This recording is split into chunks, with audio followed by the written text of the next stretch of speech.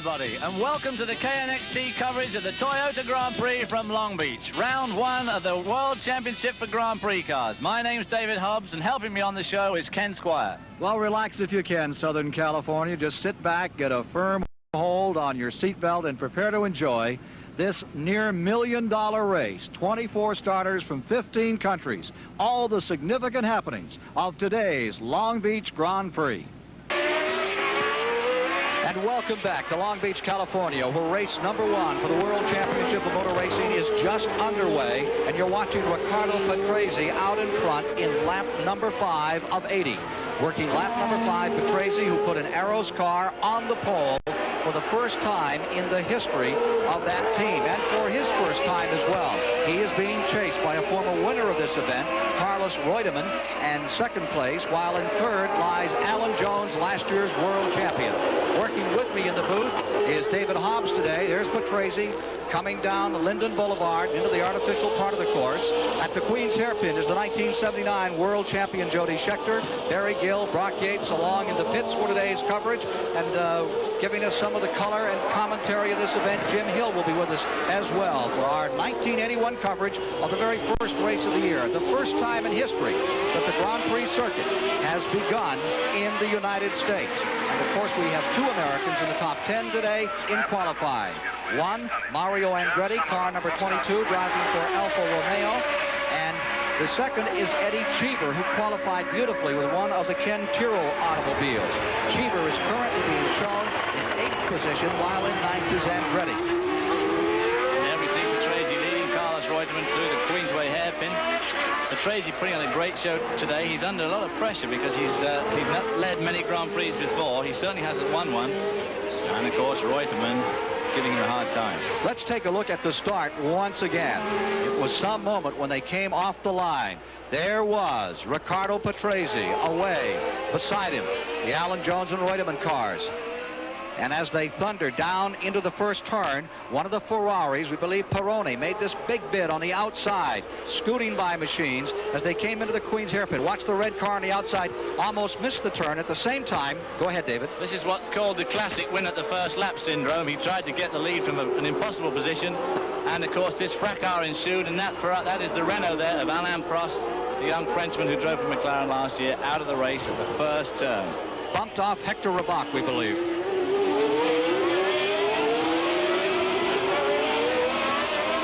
From Long Beach, California, CBS Sports presents the 1981 Long Beach Grand Prix. Sponsored by the fuel-efficient motor oil that's fact, not friction. With 6 laps completed, Riccardo Patrese has the lead. This race has been won 3 of 5 times from the pole position. But Patrese has a propensity for finding fences, David. The question is, can he stand the pressure that is being exerted by the FW07 cars, the Williams team? Argentina's Carlos Reutemann in second, Australia's Alan Jones in hot pursuit in third place. Here they are at 145 miles an hour down Ocean Boulevard, on the brakes, back into second gear as they lurch down the street, down Linden Avenue, into the artificial part of the course, as Patrese of Italy stays in front. Nelson Piquet still very much in the hunt. As they come around to complete lap number 9 of 80 on this 2.02 mile course, Patrese stays in the lead, and it is John Watson pitting one of the McLaren cars. Watson just pulling on pit road. There's your leader, Patrese, with the Williams cars running in 2 and 3. Carlos Reutemann, who won this event in 1978, stays in second place. The race is stabilized, so let's for a moment take a look as we head to join the race in progress at the starting grid for today's round number 1 of the World Championship of Auto Racing. For the first time in his career, Riccardo Patrese driving for Team Arrows, and beside him, Alan Jones, the world champion. In row 2, it'll be Carlos Reutemann, the winner here in 1978, and last year's winner, Nelson Piquet. Row number 3, a former winner, Gilles Villeneuve, and the 1978 Long Beach champion, Mario Andretti. In row number 4, from the United States, Eddie Cheever is matched up against Nigel Mansell of England. Then in row 5, it's Bruno Giacomelli for Alfa Romeo and Jean-Pierre Jarier. In row number 6, Didier Pironi for Ferrari and Jacques Lafitte for Ligier. Row number 7 will be Elio De Angelis, driving for the Lotus team, and Alain Prost. In row number 8, Hector Rabach, and it's Keke Rosberg on the outside. In row number 9, Patrick Tambay in the Theodore and Chico Serra in a Fittipaldi. Row number 10, Mark Schur of Switzerland, and beside him, Rini Arnoux in one of the Renaults. Row 11 is Jans Lammer, and beside him is De Cesare of Italy. Then in the final row, row 12, it's John Watson for McLaren and Pepe Gabbiani, a new driver. So that is how they lined up at the start. We had to join this event in progress as the Doral took a little longer to be decided today than had been expected. And the green flag came down with Patrese out in front. He is not giving up on that, as still second is Carlos Reutemann, putting on some pressure. Falling back a little, David Hobbs, is Alan Jones at the present time in third place. Well, Riccardo Patrese made a great start. He did some electrifying laps in qualifying yesterday. He was consistently in the top 2 or 3. He ended up on the pole. Alan Jones had led most of the qualifying times. There we see Riccardo up in the top right-hand corner there. Alan Jones had been leading qualifying, ultimately dropped to second spot. And today he's not hanging on, but of course there's a long way to go yet. His teammate Carlos Reutemann, of course, giving Patrese a pretty hard time. And Riccardo has led some Grand Prix before, but he's never won one, and he's never been on the pole before, so this is a strong test for him. The 1979 world champion Jody Scheckter is down at turn number the Queen's Hairpin. As we look a little further back in the pack, they're going through the Queen's Hairpin right now. How about it, Jody Scheckter? Some comments from you about what you've seen thus far.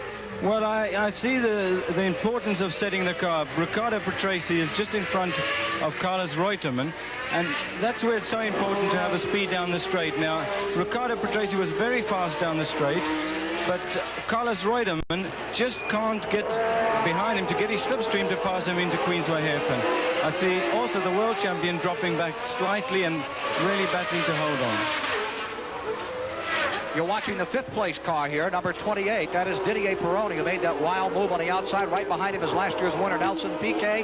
And then Canada's great champion, Gilles Villeneuve, whose brother Jacques Villeneuve won the Formula Atlantic race here this weekend. There were several other events, and his brother, who's a great snowmobile champion, came through with flying colors in Formula Atlantic. Let's go to Brock Yates in the pits. Ken, I'm down here with Bernie Ecclestone, one of the most colorful and powerful men in this sport. He's the head of the Brabham team, and he's watching a little television this afternoon, Bernie. You're watching a little television this afternoon. That's the best way to watch motor races on TV. How are we doing? Are we catching all the action? Yeah, it looks good. Looks very good. More seriously, Nelson is running well, but perhaps not as close to the front as you'd like it. No, I think he's being held up by Pironi. You know, the Ferraris aren't that quick, and I think they're holding him up. And he's going to lose contact with the leaders. That's the problem. What do you do on a short course like this? It's so hard to race, to pass on when you do get bogged down behind a quicker car. I think all you can do is praying. You know, you just got to stay there, keep out of trouble, and hope. Well, have a good day watching television. Bernie Ecclestone, back to you, Ken. Patrese, as you see him in first, Reutemann second, Jones third, Pironi fourth, Nelson Piquet fifth, Villeneuve sixth, Eddie Cheever of the United States is seventh. Mario Andretti has dropped from 6th into 8th position, while in 9th is Lafitte, and Keke Rosberg runs in 10th. And there you see Carlos Reutemann of Argentina moving in closely on the leader. Meanwhile, being challenged is Alan Jones. Alan Jones was in fact lapping Hector Ribark there, who got involved in that chamozzle at the first corner with Alain Prost. But it is interesting to note that Alan Jones is in fact definitely losing contact with this leading bunch. And I'm sure that Nelson Piquet, there we see in number 5, following Didier Pironi, must be just hoping like heck to be able to get round Pironi before the leading bunch get too far away. Watching the battle for 4th and the rest of the field coming through there. There you saw the new red and white colors from Mario Andretti driving for Alfa Romeo. Alfa Romeo making an arrangement with him for the year. And there's Eddie Cheever as Dave Dyston changed positions once again. Slipping back a spot is Eddie Cheever. Mario Andretti moves up again into 7th as they go back and forth. Is one of America's bright hopes. He lives in Rome. He spent most of his life in Rome, but of course he is an American. Battle for 4th, and there you see Didier Pironi in the red Ferrari. Behind him, Nelson Piquet of Brazil. Then comes Villeneuve of Canada, then Eddie Cheever of the United States, then Mario Andretti. Mario is one of the men that and there's Nelson having to go on the inside there, but this is no track to pass in the wrong place because it's all walls. Didier Pironi stays in 4th, Patrese stays in front, and let's go to one of Europe's top racing journalists in the pits, Barry Gill. Well, Ken, I'm here in the Renault pit with René Arnoux. René Arnoux, remember the man who got pole position last year in the turbocharged Renault. Enormous problems here. He came rushing in, they changed the tyres, then they examined the brakes, the engine is off, and René Arnoux is not going to win this Grand Prix for Renault. Back to you, Ken. Renault came up last year. 2 years ago they were here and didn't qualify. Last year they were on the front in the second row, and this year they were right in the middle and the back of the pack. They're having a very checkered career in racing. Pressure still stays on the leader. Carlos Reutemann in the number 2 car, challenging the number 29 all the way around the circuit. Patrese driving for Jackie Oliver's team Arrows, which is up in front, as we mentioned earlier, for the first time in history from the pole, staying just barely in front of the great Argentinian car number 2 in second place. Alan Jones, the world champion, maintaining third.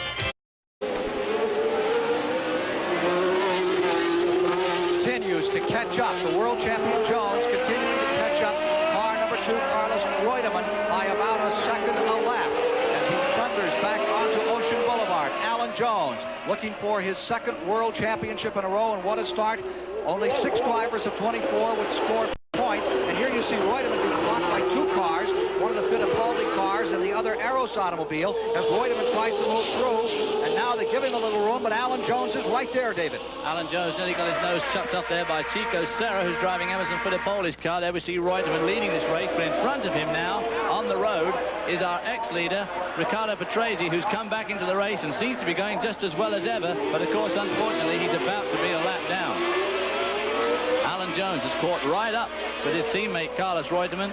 There we see the 4th place car of Nelson Piquet, number 5, followed by Gilles Villeneuve in number 27 Ferrari, the turbocharged Ferrari. Nelson Piquet in 3rd spot, Villeneuve in 4th. Right behind them in 6th is Mario Andretti, and now it's Eddie Cheever.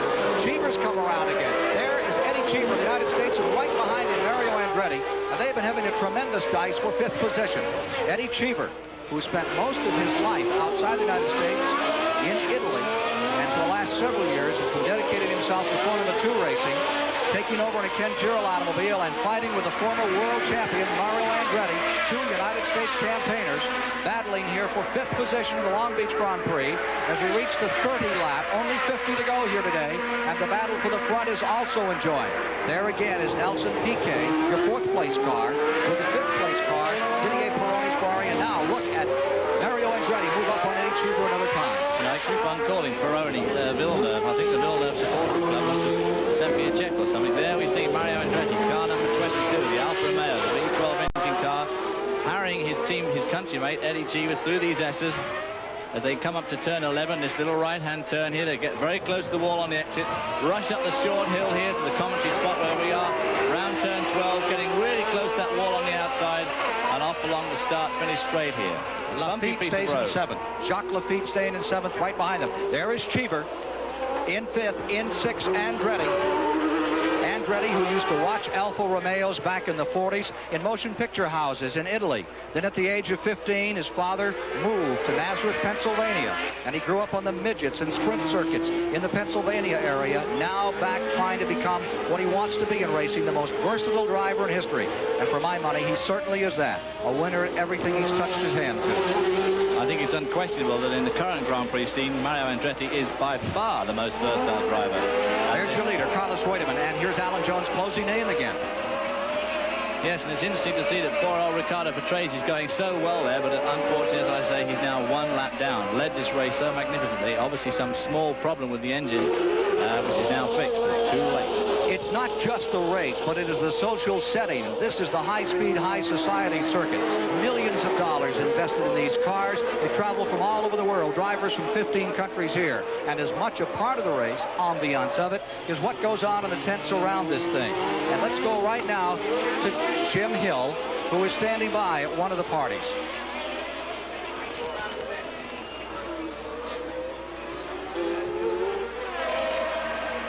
Aha, I think we're at a champagne party where they're opening a bottle in the most European manner, David, saber and all. Well, I'm interested to see that because the gentleman who did that works for a well-known champagne company in France, and he did that for me on my 40th birthday when I took part in Le Mans just 2 years ago, and he opened a bottle for me like that, which we have at home at the current time. Sans top, which he removed with that sword. A rather death-looking blow. You wonder what he's going to do when he brings that sword in. Leader change. Carlos Reutemann falling back. Alan Jones takes over. Alan Jones, who's had a lot of misfortune in this race. Remember the car with the front wing that looked like a Cocker Spaniel's ears 2 or 3 years ago? Looked like he was going to win that year. Well, now here he comes. The son of the great Australian champion Stan Jones. Alan Jones is now in first place. Won't that be something if after all these years the first man who's able to sustain a drive in year number 2, like Jack Brabham, is Alan Jones? That'll be 2 Australians to 2, that's for sure. Alan Jones has looked extremely strong all weekend. Obviously had a bit of a sinking spell at the beginning of this race, or maybe he was just letting the car settle down on full tanks. But whatever the reason, he's now going very, very strongly and pulling away from his teammate Carlos Reutemann, who in turn is well ahead of Nelson Piquet running in 3rd spot, who's still been closely harried by Pironi in 4th spot. And behind that 4th position at the present time comes Eddie Cheever moving to 5th, Mario Andretti to 6th, Lafitte to 7th, Rosberg in 8th, and we can look at that leader change and replay right now.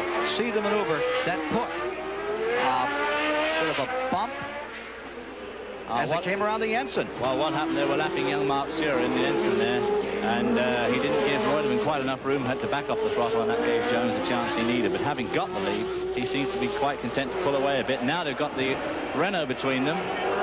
But the Renault moves over and lets the leader go through.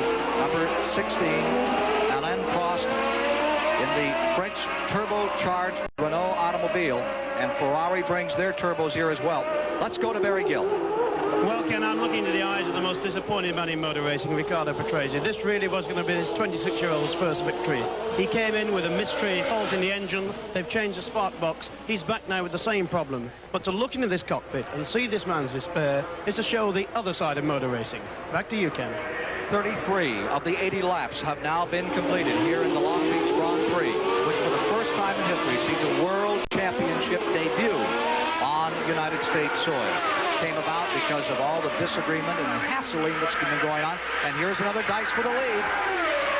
Well, this is very interesting now because Carlos Reutemann was, for me, the stronger out of the Alan Jones. He was strong in the beginning of the race. He was held up. Carlos Reutemann was held up, and Alan Jones got past him. So I believe there's no team orders, and I want to see if Carlos Reutemann can get him back. This is going to be quite interesting and a very exciting. The battle continuing for first place as Carlos Reutemann is certainly giving his best shot to move up in the standings. Well, they've now got Ulrich Ribake between them. In the second works Brabham. Carlos Reutemann having a go at him there into turn 12. Ribake not letting him have room. This will be making old Reutemann see red as he sees his team leader, his ostensible team leader, pull away from him. No team orders was what Barry Gill was just referring to. That's right. No, it's very important here. Because one might have wondered if Reutemann had been told to give ground, but you saw the ensign get in his way, so that was not the order of the day. They're out there racing for first place, and Reutemann has been very, very cool, very, very intent upon this race. I believe he likes this course, too. He does indeed, and I don't think he's going to take second place from Alan Jones without trying at least to regain this spot. Meanwhile, we've had a shift of position. Andretti has dropped back to 7th. Jacques Lafitte has pulled up into 6th. The 12-cylinder Alfa Romeo has dropped to 7th, so he's just out of a point-scoring position. Only 6 cars score points in a World Championship Formula One race. 9 points for win, 6 for second, then 4, 3, 2, 1. And right now, the big 9 belongs to Alan Jones. It's interesting to see that these 2 cars of Alan Jones and Carlos Reutemann, the Frank Williams team's cars, are doing so well because all the arguments we've been having over the last 9 months between the Formula One Constructors Association and the governing body in France, the Williams teams are one of the companies that thought they were going to get the wrong end of the stick this year. Hairpin here at the Toyota Long Beach Grand Prix. Don't forget next Saturday's Sports Spectacular. Top-ranked gymnasts expected include 14-year-old Tracy Talavera and 15-year-old Julie McNamara. That's next week on the CBS Sports Spectacular. Here at Long Beach, California, we are now operating in the 37th lap. And we see Alan Jones in command of the event. He is running in front of his teammate Carlos Reutemann in 2nd, Piquet in 3rd, Pironi 4th, Cheever 5th, Lafitte is in 6th, Andretti in 7th, Giacomelli is 8th, Patrick Tomei has picked up 1 position. He's moved into 9th position with Theodore, and the Fittipaldi car has dropped to 10th. Then comes Jerry Asher and Serra. As I was saying before we went away to commercial there, over the winter there's been some awfully long faces in some of these Formula One constructors' camps. People like Alan Jones and Frank Williams have been walking around with their jaws on the floor, thinking that when the skirts were taken off these cars, they had been in a hopelessly uncompetitive position against the more powerful cars of Renault, Alfa Romeo and Ferrari. And of course, it hasn't been the case at all. Here they are, first and second. How do you feel about trying for a world championship was a question we posed to Alan Jones, and this is what Alan Jones had to tell us about this effort for a second straight world title. Well, it's something I very much want to do, just to prove everybody wrong. Frank Williams is a very competitive and aggressive person, and in fact everybody in our whole team is that way. And I feel as long as we have this sort of attitude and we have sufficient sponsorship, which we have from Leyland and the Saudis, I think it's going to be possible. To you today, Jody Scheckter. Well, I think it's a very impressive run for Eddie Cheever. I think it's the best result the Tyrrell's having for a long time. Jacques Lafitte with that 12-cylinder car, the Matra-powered Ligier car, running very well in his 92nd Grand Prix today. Eddie Cheever in the Ford V8, the Ford Cosworth car, and only his 12th Grand Prix. And there you see Cheever, and right behind him Jacques Lafitte, as you watch the battle for fifth, beginning to get together on Ocean Boulevard. And Jacques Lafitte is really giving Eddie Cheever a hard time. Through the S's there, he was right behind him. Through those S's, the car of Lafitte seems to be just a little bit quicker, but Eddie Cheever's doing a good job here, and of course, Lafitte is the meat in the American sandwich, because right behind Lafitte is still Mario Andretti. Eddie, let's go to Barry Gill. Ken Tyrrell, tremendous battle between Eddie Cheever and Jacques Lafitte. How are you feeling about it? I think seeing that this is Eddie's first World Championship race with us, I think he's doing a hell of a fine job. Ken, you picked Jackie Stewart, you picked Jackie Hicks, you picked John Surtees. How did you pick Eddie Cheever? What impresses you about him? Well, I followed his performances last year in a very uncompetitive car, and I thought what a great job he made of trying to get that car to work. So I took him for a test session, and he proved to me that he was able to relate to the engineers how the car was behaving. I haven't had anybody driving my cars who could do that since Jackie Stewart drove for me. What a great compliment. And you, Jackie Stewart, on the American scene. Back to you, Ken. It is a tremendous battle being waged for that position. Here is Lafitte back to the inside, trying to move under, and Eddie Cheever cuts him off as they go on to Ocean Boulevard. Well, you've just got to give way here, because there's no point trying to force the issue, because if you do, you're going to run into the wall. Half the distance. They are halfway home. 40 laps remaining. I think Eddie, in fact, maybe just running into some mechanical problems. I think he slowed up a bit because Lafitte and Mario are right with him, giving him a hard time. Maybe his tyres are starting to go off a little bit, or even the engine, but they are definitely making ground on him. Jody Scheckter, a few moments ago, we had a report that Andretti's car, the 12-cylinder Alfa Romeo, seemed to be sliding a lot. There's your leader, number 1, Alan Jones. Does the Alfa Romeo number 22 of Mario Andretti look like it's having some problems in handling to you? Jody? Everybody's running the same tyres, you see, so I think that if you can conserve your tyres, because if you slide the car, you overheat them, and in fact, it goes slower. United States, and here's Eddie Cheever, still holding on in front of Jacques Lafitte.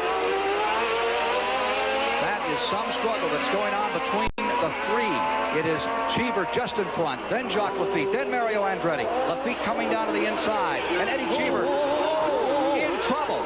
Is the car of Jacques Lafitte, the nose bent up, the wing bent back, and that will be tout fini for Jacques Lafitte. Well, it's very apropos that you should use French for the French driver. Poor old Jacques just tried a little bit too hard there. Eddie Cheever wasn't going to have any of it.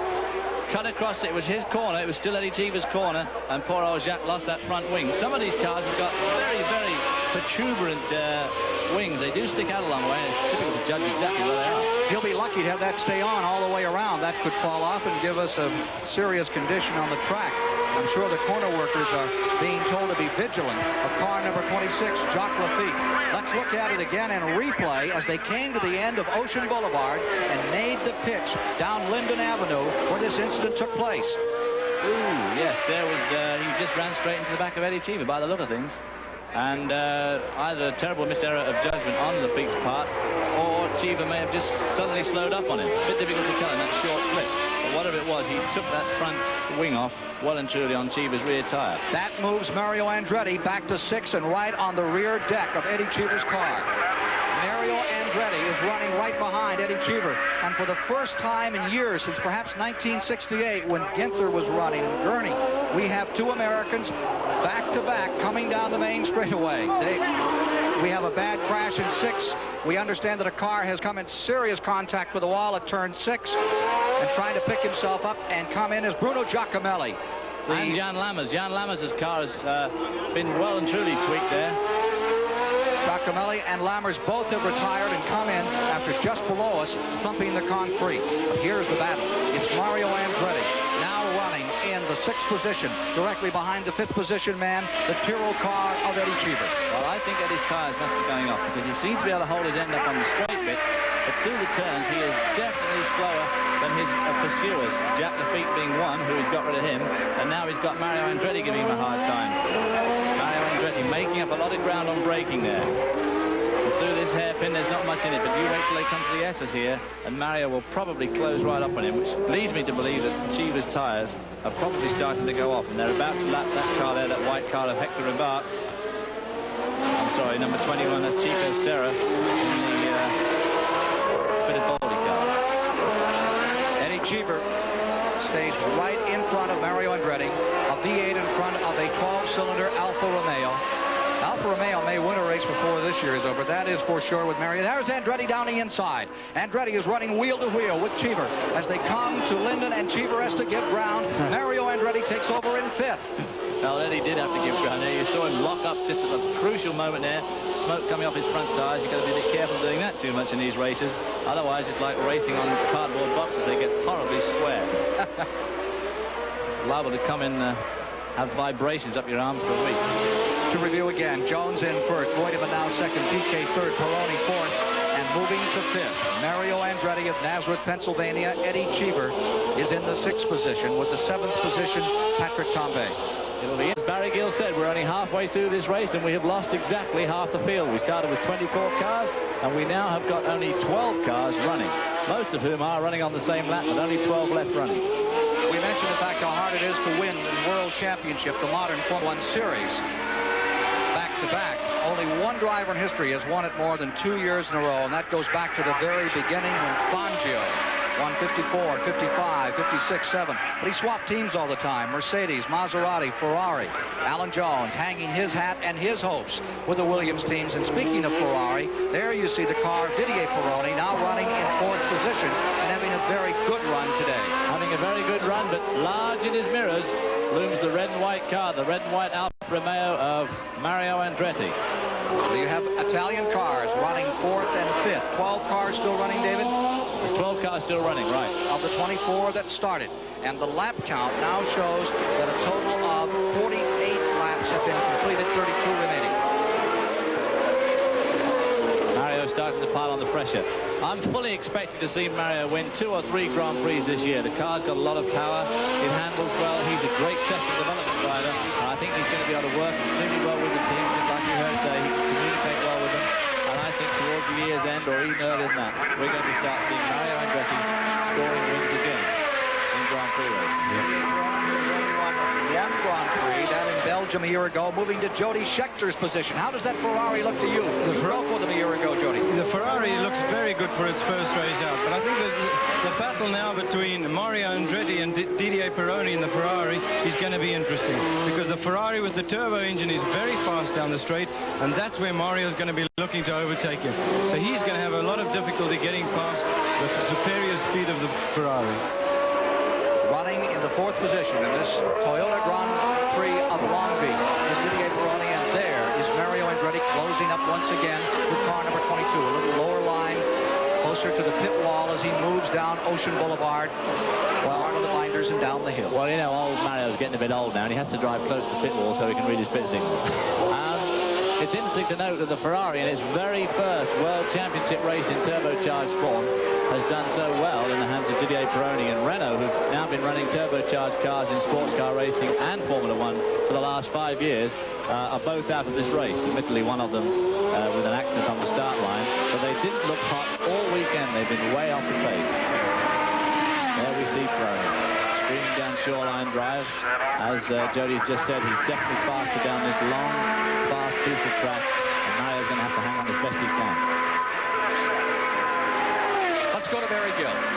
There was a time, Ken, when a pit wall like this would be decorated by very pretty young ladies with stopwatches, adding up machines, pencil and paper to keep timing. Unfortunately, in this modern world of motor racing, all that has changed. Behind me, you see the most sophisticated timing equipment you could wish for. It's all electronic and microchip. Every time a car goes past, a little ray catches the time. Out comes the printout. And it means that these people behind me in the Ferrari pit know exactly what their car is doing and what every other car is doing. The trouble is that Gilles Villeneuve, standing in that picture, which is he was out there doing it, not watching what's happening. Thank you, Barry. Alan Jones stays in first, Carlos Reutemann in second, Piquet third, Pironi fourth, Andretti is fifth, followed by Cheever, Tambay, Jarier. That's the front field. Nice problem here. He looks very slow initially as he comes off these corners. I suspect something's gone wrong with the system, and he's suffering from the dreaded throttle act. Andretti moving in. That looks to me like someone had a spin, and then that's Theodore. That was the Patrick Tambay car in trouble, just in front of the leader. Number 1, Alan Jones. Patrick Tambay, known to American race fans as the winner of the Can-Am Championship twice now. Driving for one Carl A. Haas in Chicago. Now driving for Teddy Yip of Macau. Back to the battle as it goes by Jody Scheckter, and Andretti is really gathering him up there, Jody. On the infield, he's really catching him, but his problem again, he's down the straight. The turbo's got the legs on Mario, and he's going to have a problem getting past him, but I think he's going to try and get him on the infield some way.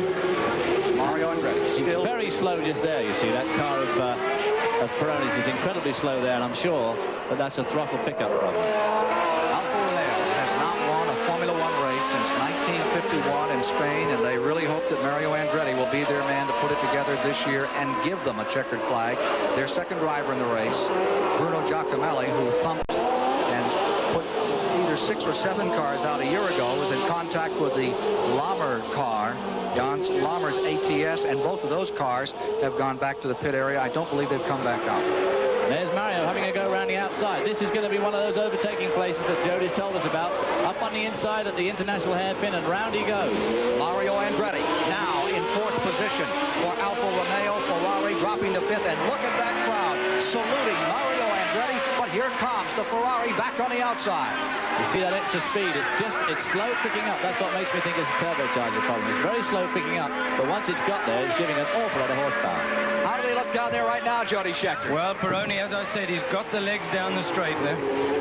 If this can carry on, we're going to get a very exciting race. What Mario has to do is he has to overtake him on the beginning of the infield and get far enough away so Didier cannot get him down the straight. 53 laps of the 80 have been completed, and here is where the battle now is. It is between Ferrari and Alfa Romeo, two of the great names in racing, the Italian teams that go back to the beginning of Formula One Grand Prix. Well, two of Alfa Romeo back to 1914. Ferrari, really a relatively new name since World War II. Although Enzo Ferrari started with Alfa Romeo back in the 30s. Here they are, back down the main straightaway, Ocean Boulevard, down Linden Avenue into what is almost a negative camber corner, and still it is Pironi in 4th, but Andretti searching for a spot to pass once again. This is where he made it the last time. Well, Mario, as Jody said, there he goes again. See around the outside. He's got desperate pickup problem there in that Ferrari, but unfortunately, he's going to pass him again on the straight unless Mario's really going to get this corner right this time. You can be rest assured that Mario was concentrating 110% around that corner that time to make the absolute best exit to try and maintain his lead down the straight. Now he'll start a little bit of weaving around. He won't actually block, but he won't actually let him by either. It's going to be kind of difficult as they come down to the Queen's Hairpin and Jody. Can't try it on the outside. It's going to be very difficult to get him on the outside. I don't think he can make it. No, he can't. No, he can't. He's fallen in behind him. Now, Didier's got to try and stay on his tail so he can try and have another shot at him next time down the straight. And I think he's going to find that very difficult because Mario's very fast on the infield. I think Mario's got it now. There you see the cars involved in the battle for 4th position. Mario Andretti continuing to move up the ladder in the championship points, with directly behind him Didier Pironi as they pass Arenals Booth another time and move on to Ocean Boulevard. Pironi falling back a ways. Now he should pull right back up here again in this long straightaway that is Ocean Boulevard. Well, he'll pull a bit of it back, but like Jody said, that was the ideal place to pass him. I don't think that Peroni will have another crack at him now, because by the time they get round to the straight, he'll have just too much of a lead. Eddie Cheever is moving in. Cheever of the United States is also moving in on Didier Peroni in the Italian Ferrari. Eddie Cheever in the blue, number 3, is right there, challenging. Let's see if Cheever's going to pull it off. He swings to the outside, and Eddie Cheever's picking up a spot. All the United States drivers are looking great here in Long Beach today. Around the International Hairpin, and the Tyrrell car with Eddie Cheever at the controls has picked up still another position. He is now running 5th overall, dropping Peroni into 6th. Well, we could have 5 points for America here, but there's still a fair way to go yet. We'd like to remind you as we watch Eddie Cheever coming down the main straightaway. Here's Peroni trying to make a move at the hairpin, the Queen's hairpin, and not able to do so. And here's the leader about to overlap those tail enders, Alan Jones. That coming up soon in June, CBS will be taking you to the 24 Hours of Le Mans. We hope you'll be with us June 13th and 14th for that. At Long Beach, it's Alan Jones course. This course has been so well put together at Long Beach, California this year. And these people you now see coming out have been so well trained and done such an excellent job that it has made the entire weekend flawless. They've had several events, Formula Atlantic, motorcycles, go-karts, foot races, bicycles, celebrity races, all here. And these course workers have carried on through all of it, moving people off after they've had problems, done a great job. Box number 6 being pulled away. Well, the course workers here in America and England are the class of the field. There's no doubt about it. Sometimes when one races on the continent and other countries, it's, you know, always got your heart in your mouth a bit in case something goes wrong. But I must say that here in America and in England, the course workers are tremendous. There you see some of that crowd watching Alan Jones trying to win the first point-counting race of the 1981 campaign. His teammate, Carlos Reutemann, won the first race in South Africa. That was an on-point battle. But here today, it is Alan Jones still in front. Can he sustain from the 60th lap, three-quarter distance, for 20 more laps? He's a dedicated young racer, and he and I shared a car a couple of times in some long-distance races, and that was like putting the long and the tall together. There we see the leader, Alan Jones, sweeping around that long left-hander up to the international hairpin. In fact, he's about to put a lap on Eddie Cheever. Jones really running incredibly strongly this afternoon. Just consistent and fast at all times. Looks smooth, not taking any unnecessary risks, but really piling on the pressure. He's pulling away from his teammate, and of course he's going to lap the 5th spot. 61 laps into the race, Alan Jones out in front. When you're out in front in a race like this, Jody Scheckter, at this point, do you begin to feel the physical strain, the mental strain of the race, or does it all just go away? Well, I think the natural thing is to think that he's all calm, he's got a big gap behind him, but in fact that's the time when you really worry. Every little noise in the car, you worry about something going wrong. You're watching the gauges. There's always something you feel, there's a vibration or something like that.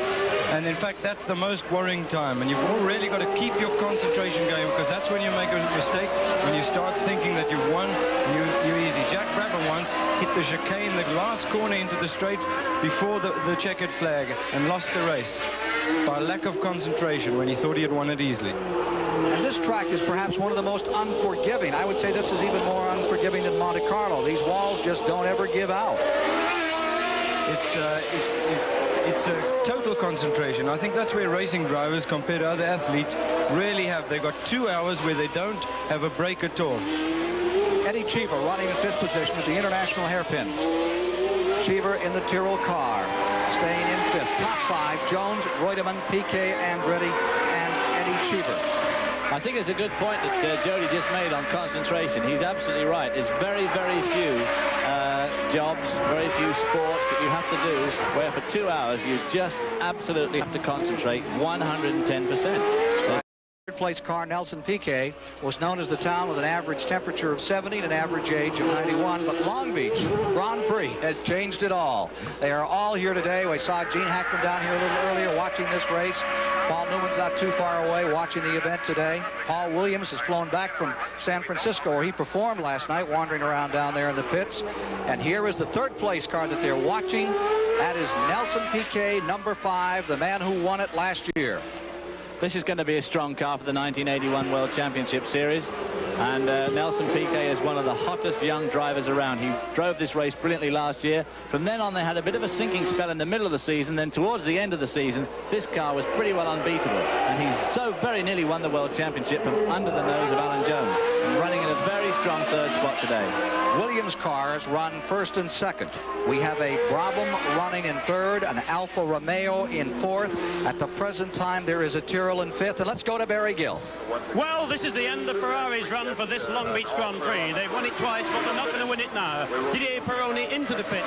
It isn't tyres. It must be a more major problem. But Pironi, in his first ever drive for Ferrari, and of course Ferrari's debut in the turbo car, is over. Back to the commentary box. So Didier Pironi wraps up the day, which started so well. And there remains the leader, Alan Jones, staying out in front. It was here a couple of years ago, and it seemed like he was on his way to victory, that problems came with the wing on the front of the car. Got a little unstable. Let's take a look at some of the cars that have retired from this race. Out of the race is Prost, De Cesare. Fact. Every time you start your car, you burn more than gas. You burn money. Gas money. Because gas-robbing friction steals miles from your car and money from your pocket. What can you do? Fact. Use the black motor oil, Arco Graphite. The oil with graphite. The lubricant that makes Arco Graphite reduce gas-robbing friction better than any other leading oil. So it gives you the best gas mileage of any other leading oil. Drive further for less gas money with Arco Graphite. The oil that's fact, not friction. Why choose a video recorder with this slow motion picture when you can choose one this clear? Introducing the new Zenith Beta Video Recorder, the clear choice. Look, Zenith slow motion.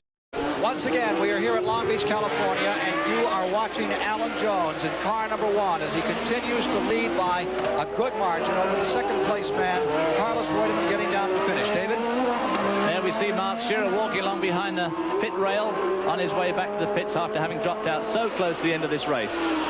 There are 4 laps left to go in this race. Alan Jones, in those last 4 laps, does exhaustion concern you? Yes, you do. It's similar to Monaco. You can't make any mistakes. You can't let the car drift out too wide. You've got to be on top of it all the time. Your concentration's got to be there, keeping it off the walls.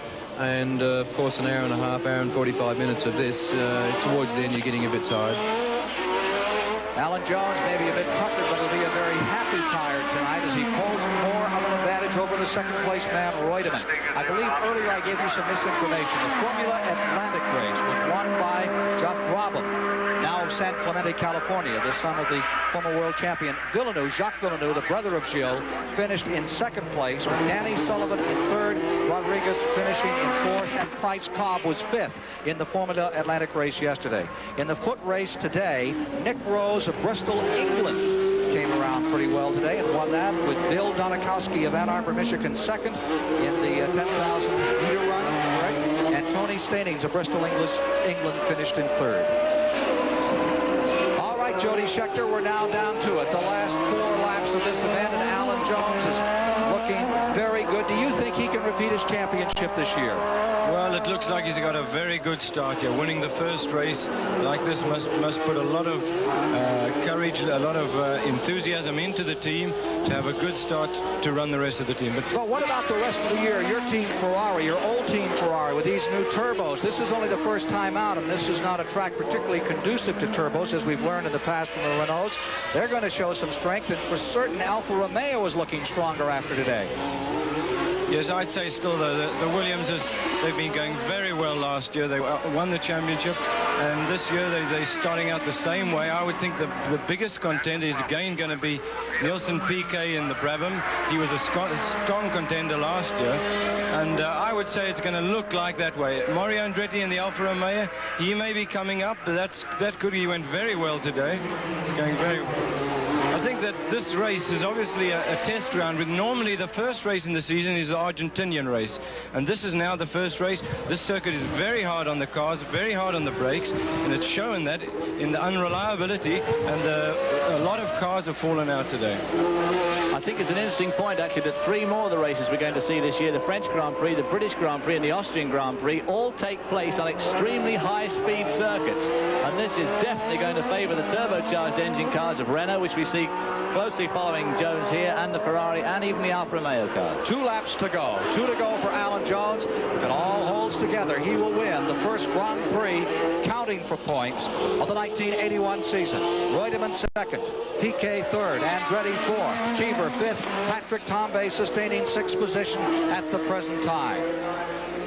Blue boot and headed down Ocean Boulevard, and there will be 1 lap to go for Alan Jones to win his first championship race of the 1981 season. And there we see that car bouncing and bombing over those bumps at the end of Ocean Boulevard, down Linden Avenue, down that steep hill, bottoms out at the top, left, right sweep through here.